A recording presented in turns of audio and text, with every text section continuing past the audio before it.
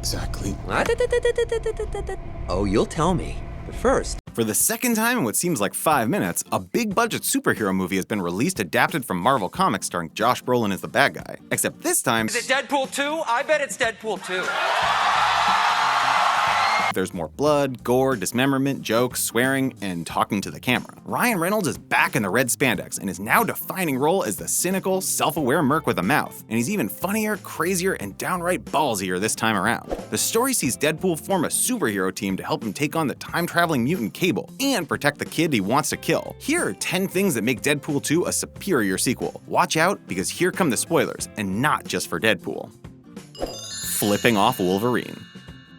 Logan, we missed you! In the comics, Deadpool has a long history of mocking and teasing Wolverine, so it only makes sense that Deadpool's movies would serve to parody Wolverine's movies, particularly the most recent one that ended tragically with his demise. This movie opens with a novelty item designed from that scene, and with Deadpool basically telling the audience, "F*** Wolverine."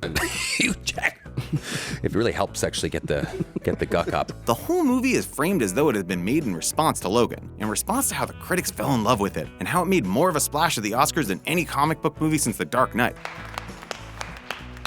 And of course, Poole still won't let Wolvie forget about X-Men Origins Wolverine, where the depiction of Deadpool was irredeemably botched. No mask, no red spandex, mouth sewn shut, etc. You've probably heard about the scene halfway through the credits where Wade nabs Cable's time-traveling device and starts traveling around through history to fix things that he sees a problem with. Well, without spoiling anything specific, let's just say that the funniest gag in maybe the whole movie comes when he travels back to the Weapon X program to fix his portrayal in X-Men Origins Wolverine. Liking this video so far? Then take a shot at that subscribe button and notification bell. Deadpool 2 is even more subversive. One of the biggest problems with the first Deadpool solo movie was that it was pretty formulaic. I mean, I'm sorry, but come on! It started off as something a bit different, what with all the fourth wall breaking and meta psych gags, but it eventually devolved into exactly the kind of straightforward superhero origin story that they were trying to make fun of. In other words, it was everything you expected it to be. If you saw the trailer for Deadpool, then you've basically seen the movie. You knew that Wade fell in love with Vanessa, you knew that he got a bunch of cancer, you knew that he was going to be experimented on in order to cure it, you know that he was going to talk to the camera a lot and make a bunch of meta jokes about X-Men Origins Wolverine and Green Lantern and whatever. And please don't make the super suit green. Or animated. And then, when Deadpool 2 came along, there was a fear that maybe it would be what you would expect too. And that, God forbid, the joke was getting old. But those people were all silenced by the movie, which is actually surprisingly subversive. But we're gonna destroy them, make them disappear, sleep them with the fishes. We'll K-word them. Deadpool 2 is a work of genius. It is epic. It is...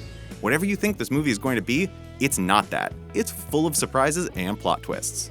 The linear narrative works better. By jumping back and forth between the origin story and the present day, the first Deadpool movie lagged a little bit and started to get boring as it went on. You made me ask twice. Is the mask muffling my voice?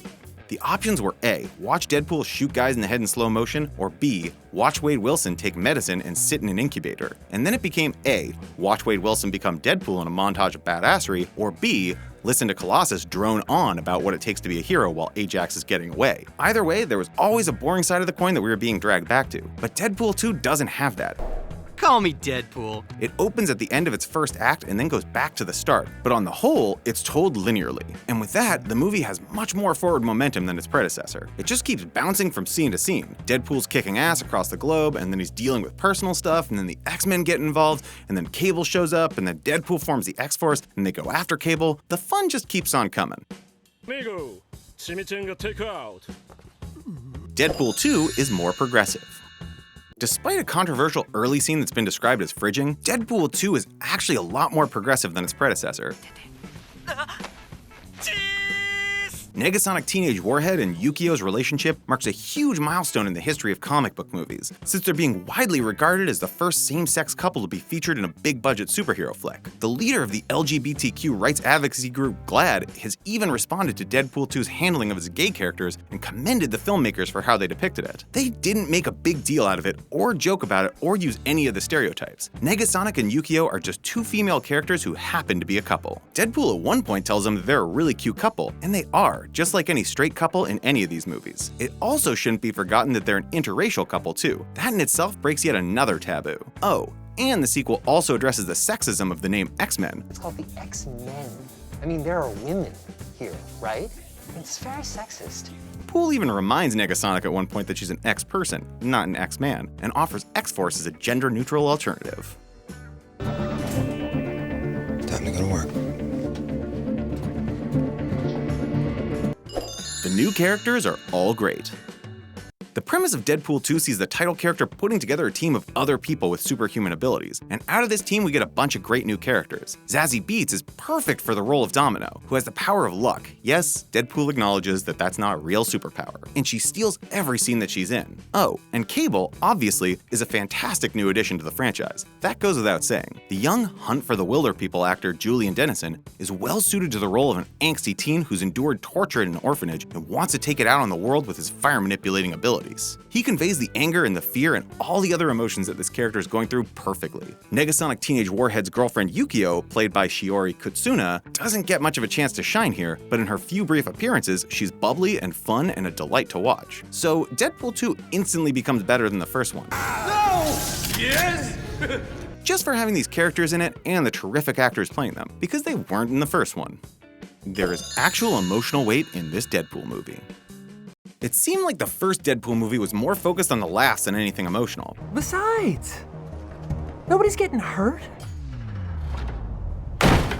But the franchise has matured with Deadpool 2. There's some serious emotional weight in this one. The main villain is 14 years old, and with the knowledge of the future and what he goes on to do via the time traveler Cable, we debate whether or not he should be killed and whether or not people can genuinely change throughout the whole movie, which keeps us hooked the entire time. There are even segments of this movie where Deadpool is suicidal and yet can't die, and so the filmmakers dip into the afterlife and we see what that's like, and those scenes are actually surprisingly emotional. Deadpool 2 could be compared to Star Wars The Last Jedi, and that it's not at all what you go in expecting because the filmmakers wanted to give you something new and fresh and original. And while The Last Jedi had a couple problems pulling that off, it definitely works here. The cynical voiceover narration and the meta sight gags are all well and good, but to elevate it to that next level, the filmmakers needed to add in the emotional factor. Thankfully, they've done it this time. The ninjas stole my mama.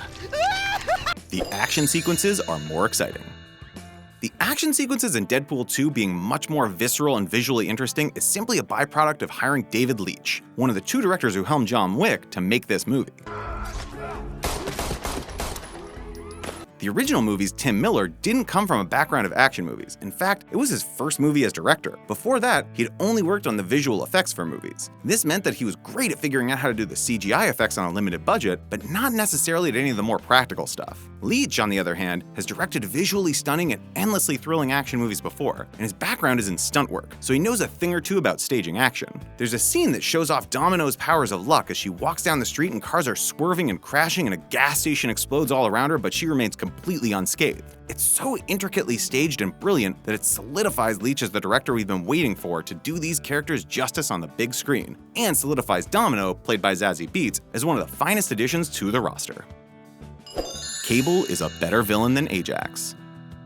Ed Skrein's villainous role in the first Deadpool movie, Ajax, was a really sucky villain. He's pure evil. Since the movie was all about the Merc with a mouth and setting him up for his own big screen franchise, the writers neglected to provide the villain with more nuances and, well, character. The result of this was a totally forgettable two-dimensional villain. Cable, the antagonist of Deadpool 2, at least through most of the film, is much more complex. It's hard to see him as the bad guy, frankly, when he's simply trying to save his wife and daughter from being burned alive in the future, even if that does mean killing a kid. And that's another thing. Fire Fist, one of the other villainous characters, is 14 years old, so he's just automatically more interesting than Ajax. You, Tim Miller. Cable is less of a straight villain than Ajax too. He's not just pure evil. He's more of an anti-hero who isn't on our protagonist's side at first. And then when he comes and asks him for help, things get really interesting. Ajax was just kind of annoying. You just hated him from start to finish in the first Deadpool movie, but you never really hate Cable. In fact, you actually empathize with him and want him to come out okay at the end. Deadpool 2 has funnier jokes. The screenwriters behind the original Deadpool movie, Paul Wernick and Rhett Reese, are fine joke writers. The script for the first movie was actually really funny, and there were a lot of smart lines in there. But it always seemed like since Ryan Reynolds embodied the character so perfectly, You gonna leave me all alone here with, hey, you guys? all of his best lines were either improvised on the spot or added in by Reynolds during uncredited rewrites. This time around, Reynolds actually had a writing credit alongside Wernick and Reese, so he could work in a ton of great jokes about Canada. Canada! That's not good. And the MCU and a running gag about Frozen from the ground up. It's easier to add jokes and little comedy bits and funny detours into a plot when you're actually there for the writing of the script. Fourth wall break inside a fourth wall break. That's like 16 walls. Rather than trying to work them in on set as the cameras are rolling. The jokes are smarter too, and more meta, like the jokes they make about the DC movies. Wade jokes when he's trying to come up with excuses to Vanessa that he was fighting another superhero, until he found out that his mom was called Martha too.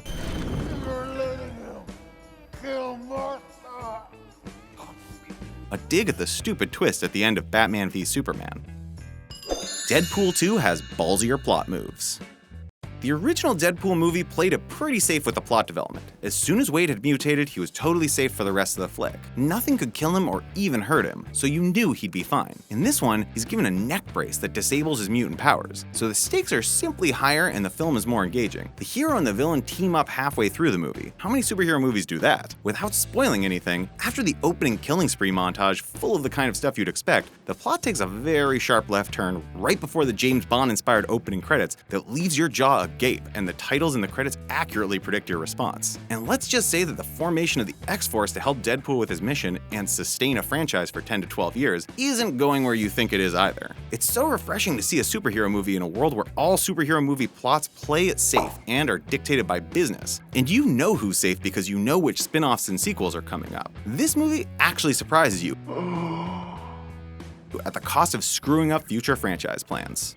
X-Force, why not use your force to hit that subscribe button and click that notification bell? And don't go anywhere, stick around to check out some of our other videos.